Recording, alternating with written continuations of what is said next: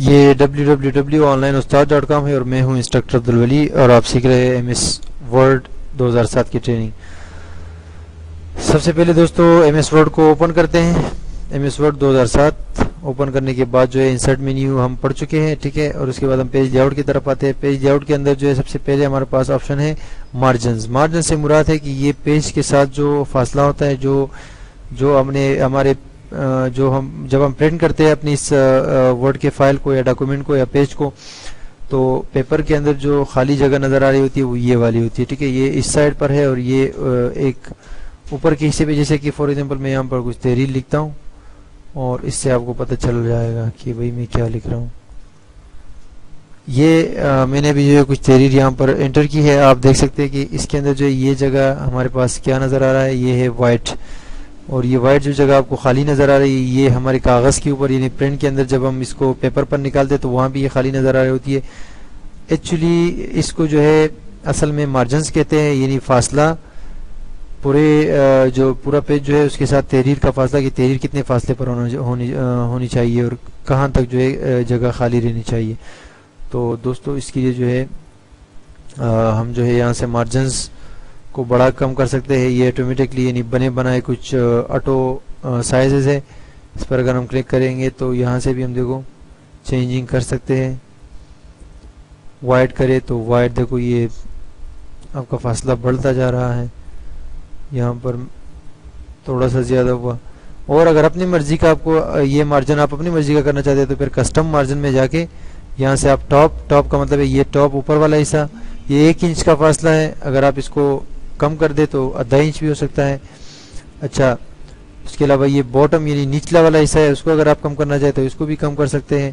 Inside 1.25 یہ والا side ہے، ٹھیک ہے، اس کو اگر آپ ½ انچ کرنا چاہے تو ½ انچ اس کو بھی کرے، اور آؤٹ سائڈ جو ہے اس کو بھی ½ انچ کر دیتے ہیں، ٹھیک ہے۔ یہ آؤٹ سائڈ یہ والا ہے جو رائٹ سائڈ ہے، جسے ہم اوکے کر دیتے ہیں تو ہماری تحریر کو آپ دیکھ سکتے ہیں کہ تحریر پھیل چکی ہے اور وہ جگہ وہاں سے مارجنز کم ہو گئے ہیں، ٹھیک ہے۔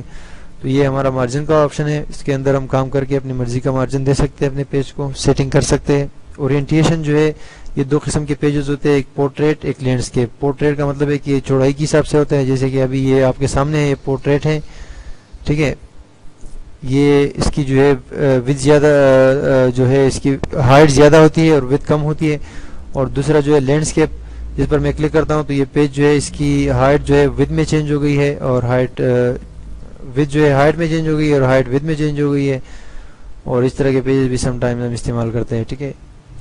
اس کے علاوہ پیج سائز کی بات آتی ہے تو پیج سائز جو ہے لیٹر بھی ہے ہمارے پاس، اس کے علاوہ ٹیبلوئڈ بھی ہے، لیگل ہے ہمارے پاس، A3 A4 A5 بہت سارے پیپر سائزز ہیں، ٹھیک ہے۔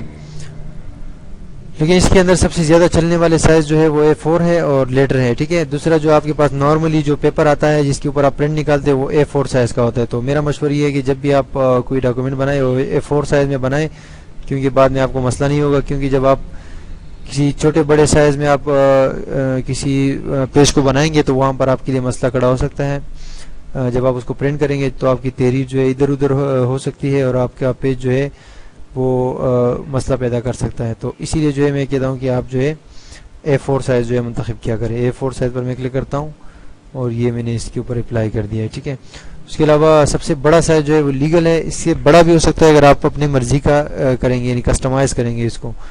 بہرحال لیگل جو ہے 8.5x14 کا مطلب یہ سائز ہے، 14 انچ جو ہے اس کی لمبائی ہے اور 8.5 انچ چوڑائی ہے۔ اس کے علاوہ سب سے چھوٹا سائز جو ہے A5 ہے، جس کی لمبائی 5 اور چوڑائی جو ہے اس کی 5 انچ ہے اور لمبائی 8 انچ ہے، ٹھیک ہے۔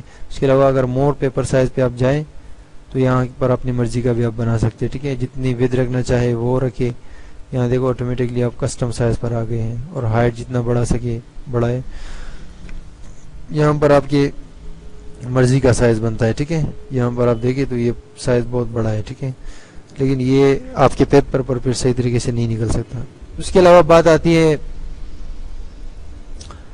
دوبارہ میں A4 کر دیتا ہوں، کالمز کی۔ کالم آپ نے اخبارات وغیرہ، رسالوں وغیرہ، میگزینز وغیرہ میں دیکھا ہوگا کہ تحریریں اس طرح جو ہے کالمز کے اندر ہوتی ہے، یعنی 1 2 3 4 کالمز، ایک پیج کے اندر 4-5 کالمز ہوتے ہیں، تو وہ کالمز یہاں سے بنتے ہیں۔ ابھی یہ تحریر ہماری 1 کالم میں ہے، اگر 2 میں کریں گے تو یہ 2 میں کنورٹ ہو جاتی ہے، اگر ہم 3 میں کر دیتے ہیں تو 3 میں کنورٹ ہو جاتی ہے، ٹھیک ہے۔ اور اسی طرح اگر ہم یہاں پر سب سے نیچے آ کے مور کالمز پر کلک کریں گے تو یہاں سے ہم مزید بھی بڑھا سکتے ہیں، اس کو 5-6 کالمز بھی کر سکتے ہیں. یہ میں نے 7 کالمز کی ہے، ٹھیک ہے. تو یہ آپ کو نظر آ رہے ہیں. مور کالمز پر آ کے یہاں پر ہم اس کی مزید بھی سیٹنگ کر سکتے ہیں کہ رائٹ ٹو لیفٹ کر سکتے ہیں، اور لائن بٹوین یعنی تمام کے اندر اگر ہم لائن لانا چاہیں تو لائن بھی لا سکتے ہیں. جیسے فار ایگزامپل 3 لائن میں کر دیتا ہوں اور یہاں لائن بٹوین کر دیتا ہوں. تو جیسے اوکے کرتا ہوں، دیکھو اس کے بیچ میں یہ لائن بھی آ چکی ہے. اب یہاں پر آپ اس کے اندر جو ہے بہت آسانی کے ساتھ کام کر سکتے ہیں. تو یہ ہمارے کالمز ہیں. اگر آپ 1 کالم میں چاہیے تو واپس 1 کالم پر آ جائیں. اس کے علاوہ بریکس کی بات ہو رہی ہے تو پیج بریک آپ کر سکتے ہیں، کالم بریک کر سکتے ہیں، ٹیکسٹ ریپنگ بریک کر سکتے ہیں. ٹھیک ہے. ٹیکسٹ ریپنگ سے مراد یہ کہ ایک لائن میں ہو آپ اور یہاں سے آپ ٹیکسٹ کو جو ہے وہ توڑنا چاہتے ہو یعنی بریک کرنا چاہتے ہو، تو یہاں سے آپ اس پہ کلک کریں ٹیکسٹ ریپنگ، وہ ٹیکسٹ جو ہے آپ کی دوسری صفحے میں آ جاتی ہے. اور کالم کے لیے تو پھر کالم بنانا پڑے گا. یہاں سے اگر آپ اس کالم کو توڑنا چاہتے ہو دوسرے کالم میں لے کر آنا چاہتے ہو تو کالم پر آ جاؤ، کلک کرو تو وہاں سے جو ہے وہ ٹوٹ کے نیچے دوسری کالم میں آ گئی آپ کی تحریر. اور واپس پہلے ایک کالم پہ ہے کہ یہاں پر میں اگر آپ پیج کی بات کرتے ہو تو پیج جو ہے آپ کا یہاں پر آپ چاہتے ہو کہ پیج بریک ہو تو پیج بھی آپ بریک کر سکتے. جسٹ آپ نے کلک کیا اور وہ تحریر اوپر آ گئی اور باقی جو ہے نیچے آ گئی. اس کے علاوہ آپ کنٹرول انٹر کے ذریعے بھی، آپ کو پہلے بھی میں نے کہا تھا یہ کام آپ کنٹرول انٹر کے ذریعے بھی کر سکتے ہیں. لیکن سب سے اہم چیز اس کے اندر ہے سیکشن بریکس. سم ٹائمز آپ کو سیکشنز کی ضرورت پڑتی ہے ورڈ کے اندر، اور سیکشن بہت ضروری چیز ہے کیونکہ جب آپ ایک ڈاکومنٹ کے اندر بہت سارا کام کرنا چاہتے ہیں تو اس کے لیے آپ کو سیکشنز کی ضرورت پڑتی ہے، اور آپ سیکشنز کی مدد سے بھی بہت سارا کام کر سکتے ہیں. اور یہاں سے آپ سیکشن بریک بھی کر سکتے ہیں کہ section break with next page, section break continuous, اور section break with even page یعنی 2 اور 4 والے پیجز، یا اوڈ پیج 1 اور 3 والے پیجز. ٹھیک ہے. تو یہاں سے سیکشن بریک کے ذریعے بھی آپ کام کر سکتے ہیں. اور سیکشن بریک یاد رکھیں کہ یہ بہت اہم جو ہے آپشن ہے. اس کے علاوہ ہمارے پاس یہ لائن نمبرز ہے. ٹھیک ہے. اگر لائن نمبرز آپ دینا چاہتے ہیں تو ٹھیک ہے، ادروائز اس کی ضرورت نہیں ہوتی. بہرحال آپ کنٹینیو کریں گے تو ہر لائن کو جو ہے ایک ہی نمبر یہ آٹومیٹکلی دیا جاتا ہے 1 2 3 4 5.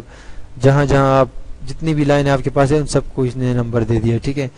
یہ آپ دے سکتے ہیں، ادروائز نن کر دے تو یہ نمبر نہیں آئیں گے.